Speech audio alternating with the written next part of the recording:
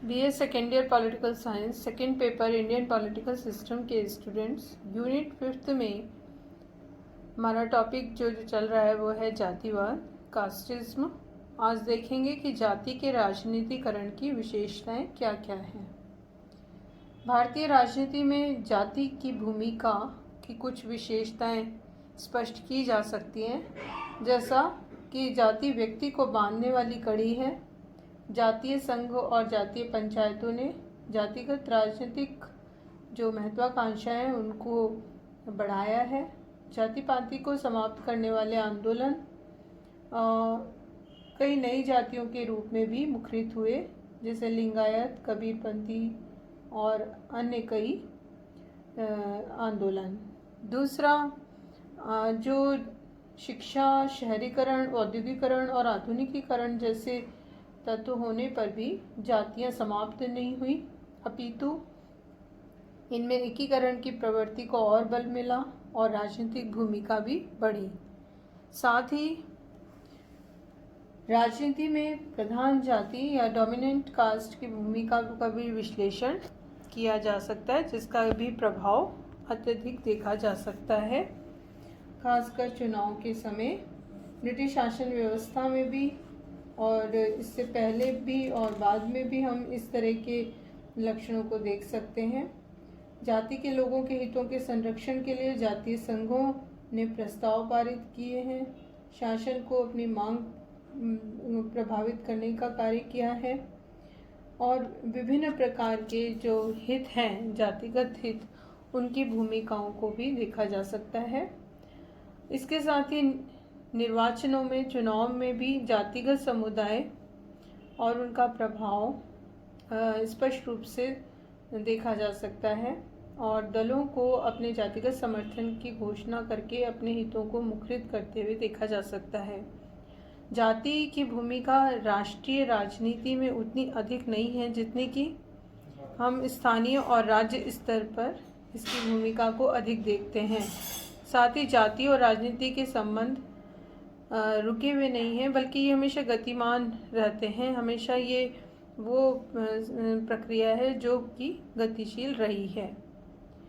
इसके बाद हम देखेंगे कि जाति की भूमिका क्या रही है और इस भूमिका को हम दो तरह से स्पष्ट करेंगे।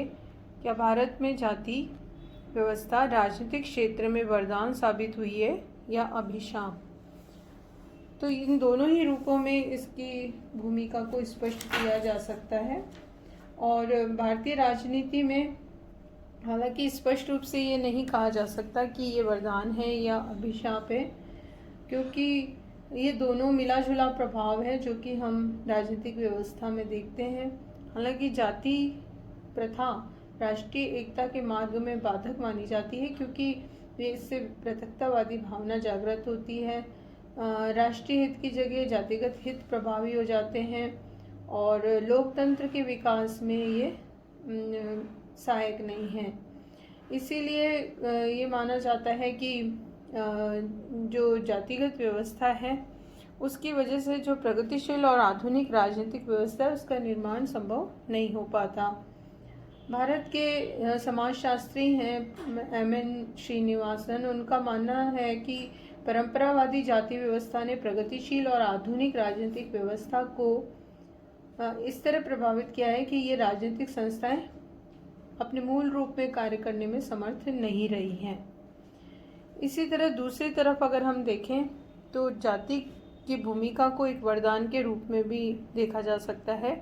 अमेरिकी लेखक रुडोल्फ का मत है कि जाति व्यवस्था ने जातियों के राजनीतिकरण में सहयोग देकर जो परंपरावादी व्यवस्थाएं थीं उनको आधुनिक रूप या आधुनिक राजनीतिक व्यवस्थाओं के रूप में ढालने का कार्य किया है।